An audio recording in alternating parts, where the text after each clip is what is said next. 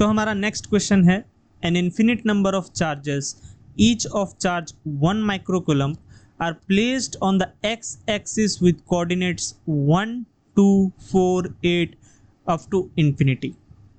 If a charge of 1 coulomb is kept at the origin, then what is the net force acting on 1 coulomb charge?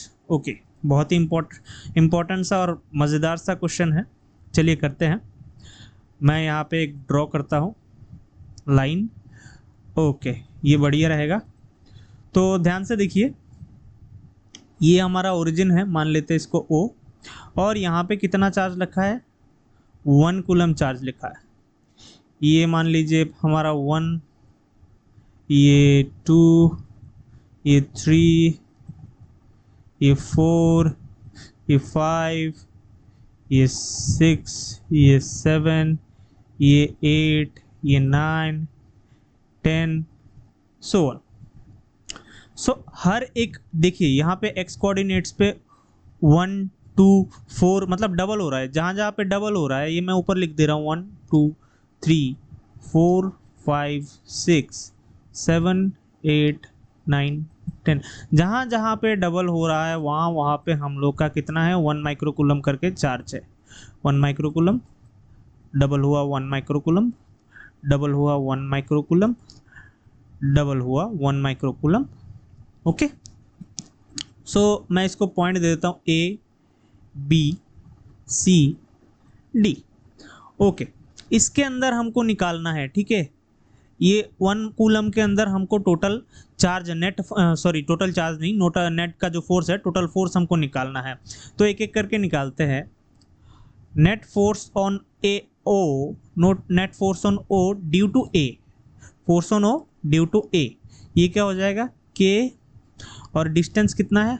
1 square, ऊपर charge हो जाएगा 1 coulomb into 1 microcoulomb, यानी कि बराबर हो जाएगा K 1 into 10⁻⁻⁶।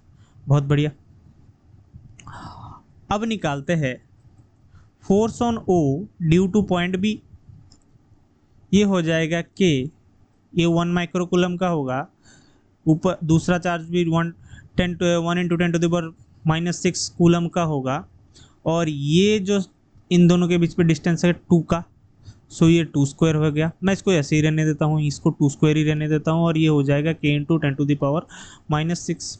Okay, अब OC निकालते हैं फोर्स वापस से। K सेंटर का 1 कूलम, और फिर जो C पॉइंट पे है 1 माइक्रोकूलम। डिस्टेंस कितना हो जाएगा? 4 हो जाएगा। तो ये क्या हो जाएगा? 4 का स्क्वायर, 4 का स्क्वायर यानी कि K इंटू ऊपर तो 10⁻⁻⁶ सही रहेगा, 4 का स्क्वायर यानी कि 2⁴ हो जाएगा, ये है ना। अब आखिरी वाला निकालते हैं, उसके बाद वाला निकालने का हमारा ज़रूरत भी नहीं पड़ेगा। D पॉइंट के लिए ये K रहेगा सही, यहाँ पे 1 कूलम चार्ज जो ओरिजिन पे है, और जो D पॉइंट पे है वो है 1 माइक्रोकूलम चार्ज। डिस्टेंस कितना हो जाएगा? डिस्टेंस यहाँ पे हो जाएगा 8, डिस्टेंस हो जाएगा यहाँ पे 8, तो ये हो जाएगा K इंटू 10⁻⁻⁶, और ये हो जाएगा 2 क्यूब का होल स्क्वायर, जो कि बराबर हो जाता है 2⁶ के। तो सीधे मैं यहाँ पे लिख देता हूँ 2⁶। ओके, अब मैं नेट फोर्स निकालता हूँ। नेट फोर्स क्या हो जाएगा देखना, ये force OA plus force OB plus force OC plus force OD plus dot dot dot dot dot up to infinity. अब मैं इन सब का वैल्यू लिखता हूँ। K into 10⁻⁻⁶ by 1 plus K into 10⁻⁻⁶ by 2 square, 2 square ही तो है, हाँ 2 स्क्वायर है, plus K into 10⁻⁻⁶ by 2⁴ plus K into 10⁻⁻⁶ by 2⁶ plus dot dot dot dot dot infinity. अब मैं यहाँ से k इंटू 10⁻⁻6 को कॉमन ले लेता हूँ तो हमारे पास बचता है 1 plus 1/2 square plus 1/2 to the power 4 plus 1/2 to the power 6 plus dot dot dot. ये जो है हमारा जीपी है एक, ये हमारा जीपी है। तो हम लोग को जीपी का जो है वैल्यू निकालना आराम से आता है, मैं मान के चलता हूँ सबको आता होगा।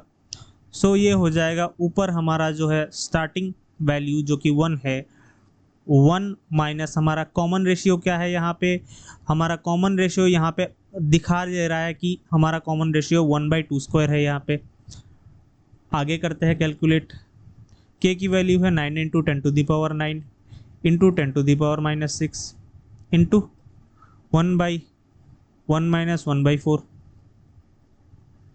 ये हो जाएगा 9 इंटू 10⁻3 इंटू 1/, ये हो जाएगा 3/4।